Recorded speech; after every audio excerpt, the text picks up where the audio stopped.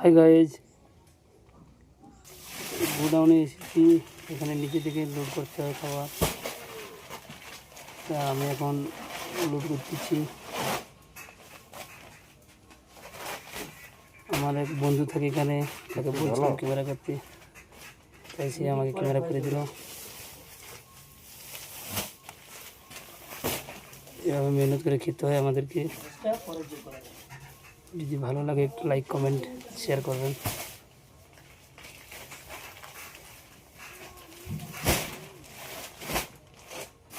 আমার পাশে থাকুন, আমাকে এগিয়ে যাওয়ার সাহায্য করুন।